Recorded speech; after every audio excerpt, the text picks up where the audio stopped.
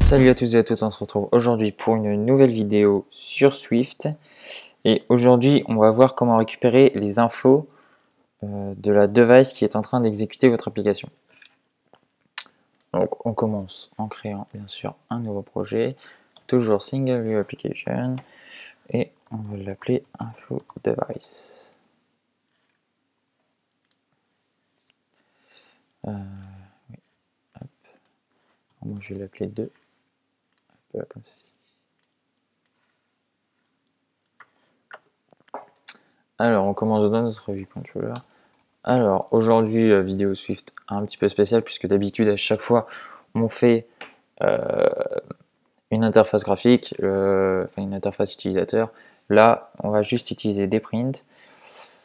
Et on va voir en fait comment récupérer les informations de la device. Alors déjà, qu'est-ce qu'on pourrait récupérer comme information? Bah déjà, des choses simples comme le modèle, est-ce que c'est un iPhone? Si oui, lequel? Est-ce que c'est un iPad, un iPod? Le niveau de batterie, le nom du système pour savoir quel OS il utilise, s'il est en 9.0 ou en 7.0 ou autre. J'ai dit le niveau de la batterie, on va également récupérer des informations sur l'écran qui sont actuellement très utiles puisqu'en fait,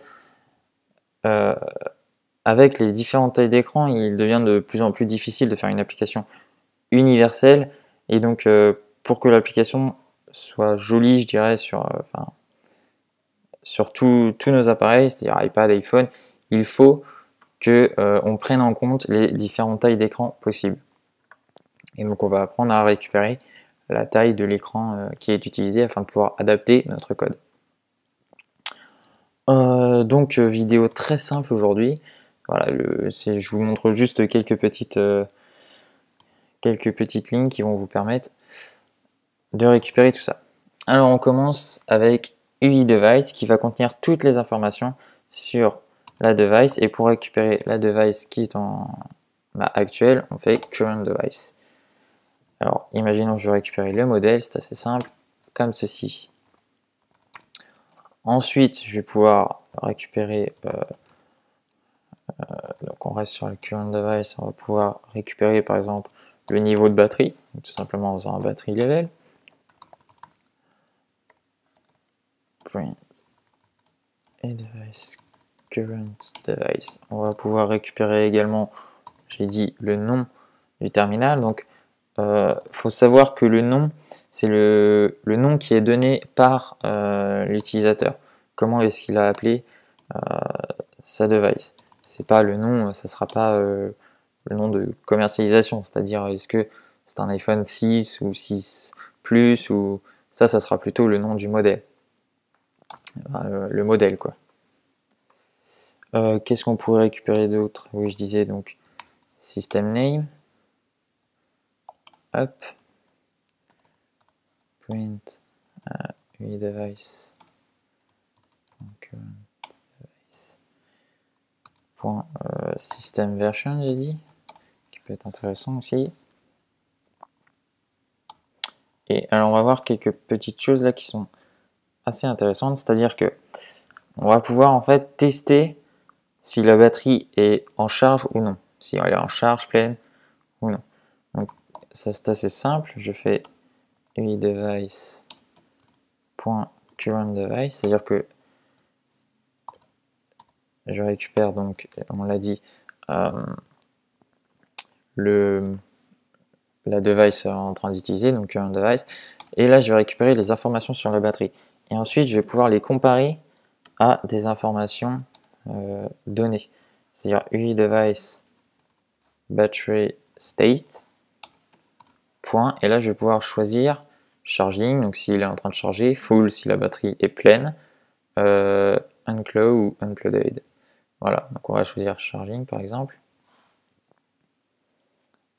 Hop, toc, et après, bon, bah, dans mon condition, bien sûr, j'aurai la possibilité de faire par exemple le print, mettre en charge, comme ceci. Et puis après, bien sûr, je peux faire d'autres else, Mais bon, ça, je vous l'apprends pas. Ensuite, je pourrais également récupérer le User Interface Idiom, on appelle ça. C'est-à-dire qu'en fait, il va me dire si c'est un iPhone, un iPad, ou je pourrais même choisir Undefined. Bon, désolé pour mon accent. Alors, UI device. .current device.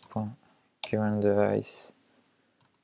.user interface idiom égale UI user interface idiom.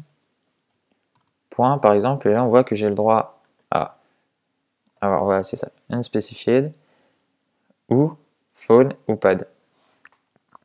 Bon, par exemple, on va tester si c'est un iPad, donc en mettant pad. Alors sachant que pad comprend bien sûr les iPads mini et les iPads normaux, bien sûr. Et phone comprend tous les iPhones. Tous les iPhones et peut-être même les iPods. Ça, je sais pas, c'est vrai que ça serait à tester si vous avez un iPhone. Si vous... un iPod, pardon. Vous pouvez essayer ça sur votre iPod. Et nous communiquer les résultats.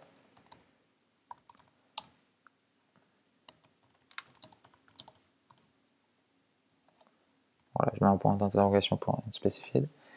Alors maintenant, on va voir comment récupérer des informations sur l'écran. Alors bon, tout ce qu'on a fait jusqu'à présent, ça peut être utile. Bon, disons que la batterie, tout ce qui est... même l'user interface idiom, puisqu'en fait, ça va nous permettre de savoir si c'est un iPad ou un iPhone. Il faut savoir que le système, l'iOS iPad, comporte plus de spécificités, enfin plus de possibilités que l'iOS iPhone, et notamment en 9.0 où l'iPad pourra gérer des vidéos dans un coin de l'écran en fait, qu'on pourra déplacer comme ça n'importe comment. Et donc ça sera utilisable par exemple sur un iPad mais non sur un iPhone. Donc voilà par exemple un des intérêts de récupérer la version du système ou l'interface idiom. Ensuite, donc pour l'écran, alors là c'est un UI screen, et pour récupérer l'écran de la device actuelle, il faut faire un main screen. Donc après on peut récupérer différentes choses comme bones,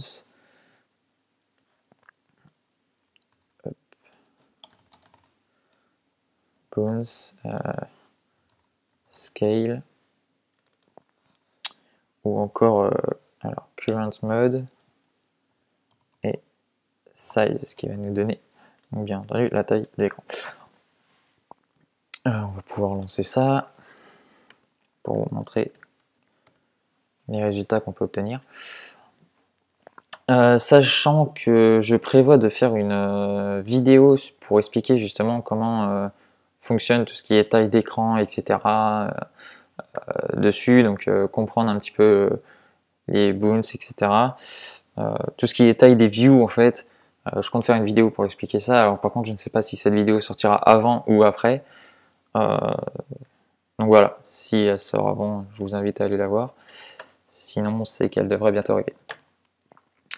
Donc on remarque que notre modèle, on a un iPhone, que battery level en fait il est à 1.0, ce qui correspond à une charge complète, et bien sûr 0.0 qui correspond à une charge vide. Name, on est sur iPhone Simulator, donc voilà, puisque je suis sur le simulateur. Je remarque qu'en system name je suis en iPhone OS, et donc si j'avais pris un iPad j'aurais été en iPad OS version 9.0 bien entendu. Donc on n'est pas en charge, d'accord, donc le simulateur n'est considéré comme étant pas en charge. Ah oui, on le voit ici d'ailleurs, mais avec une charge complète, d'accord. Donc c'est... Ah oui, c'est... Vous avez vu? Ah oui, non, d'accord, ok. C'est juste que là, en fait, j'ai mis pad, mais j'ai mis phone. Oui, en fait, il aurait fallu que j'inverse pad et phone, là. Voilà. Et pour ce qui est du Boons, donc voilà, il nous affiche les dimensions, il nous affiche l'échelle, donc on est en 2.0, c'est-à-dire en x2, et les dimensions de notre current mode, pardon, qui sont tout simplement les dimensions de l'écran. Voilà, donc c'était une petite vidéo vraiment simple, hein, rien de bien compliqué ici. Donc c'est des choses qui peuvent être pratiques, surtout si vous voulez rendre une application vraiment universelle, enfin, faire une application pour tout, plutôt que de faire différents projets pour tout ce qui est 6 plus, 6, etc. Bah voilà, c'est un peu tout ce que j'ai à dire. Donc n'hésitez pas à aller voter pour la prochaine vidéo, à vous inscrire sur notre site, toujours la même adresse, frenchprogrammation.shost.ca. Vous pouvez nous contacter via Twitter, sur notre site, en commentant les vidéos, pardon. N'hésitez pas à liker, partager, et je vous dis à bientôt pour une prochaine vidéo.